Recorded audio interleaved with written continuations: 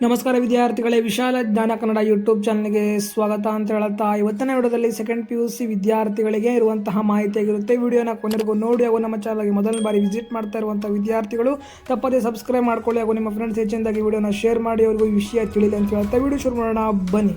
So ವಿದ್ಯಾರ್ಥಿಗಳೇ, second PUC ವಿದ್ಯಾರ್ಥಿಗಳಿಗೆ ಜನವರಿ 24ರಿಂದ ಒಂದು JEE ಮೀನ್ಸ್ ಎಕ್ಸಾಮನ್ನು ಕಟ್ಟುತ್ತಿರುವಂಥ ವಿದ್ಯಾರ್ಥಿಗಳಿಗೆ ಜನವರಿ 24ರಿಂದ ಫೆಬ್ರವರಿ 1 ಅಥವಾ 3ರವರೆಗೆ ಒಂದು ಎಕ್ಸಾಮ್ ಇರುವಂಥದ್ದು, JEE ಮೀನ್ಸ್ ಎಕ್ಸಾಮ್ ಇರುವಂಥದ್ದು. ಆ ಎಕ್ಸಾಮ್ ಇರುವುದರಿಂದ ಆ ಒಂದು ಟೈಮ್ನಲ್ಲಿ ಸೆಕೆಂಡ್ PUC ವಿದ್ಯಾರ್ಥಿಗಳಿಗೆ ಪ್ರಾಯೋಗಿಕ ಪರೀಕ್ಷೆ ಅಂದರೆ ಲ್ಯಾಬ್ ಎಕ್ಸಾಮ್ ಇಟ್ಟಿದ್ದರು. ಈ ಟೈಮ್ ಟೇಬಲ್ ಹಿಂದೆ ಇಟ್ಟಿದ್ದರು. ಆವಾಗ ಈಗ JEE ಎಕ್ಸಾಮ್ ಇರೋದ್ರಿಂದ ಆ ಒಂದು ಎಕ್ಸಾಮನ್ನು ಮುಂದೂಡಿಕೆ ಮಾಡಲು ತಿಳಿಸಿದ್ದಾರೆ.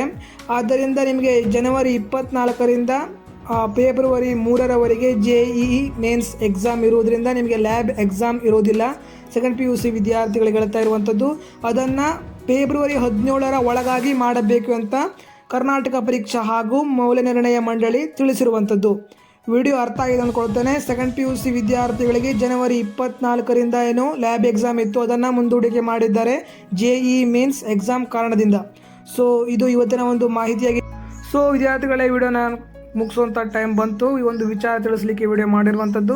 ವಿಡಿಯೋನ ಕೊನೆಗೂ ನೋಡಿದ ಎಲ್ಲ ವಿದ್ಯಾರ್ಥಿಗಳು ಧನ್ಯವಾದ ಅಂತ ಹೇಳುತ್ತೆ. ನಮ್ಮ ಚಾನಲ್ಗೆ ಇನ್ನೊರಿಗೂ ಸಬ್ಸ್ಕ್ರೈಬ್ ಮಾಡದೆ ನೋಡ್ತಿರುವಂಥ ವಿದ್ಯಾರ್ಥಿ ತಪ್ಪದೇ ಸಬ್ಸ್ಕ್ರೈಬ್ ಮಾಡ್ಕೊಳ್ಳಿ ಹಾಗೂ ನಿಮ್ಮ ಫ್ರೆಂಡ್ಸ್ಗೆ ಹೆಚ್ಚಿನದಾಗಿ ಶೇರ್ ಮಾಡಿ, ಹೆಚ್ಚಿನದಾಗಿ ಲೈಕ್ಸ್ ನೀಡಿ ಅಂತ ಹೇಳ್ತಾ ವಿಡಿಯೋನ ಇಲ್ಲೇ ಎಂಡ್ ಮಾಡ್ತೀನಿ. ಮುಂದೆ ಮತ್ತೆ ಸಿಗೋಣ. ಜೈ ಹಿಂದ್,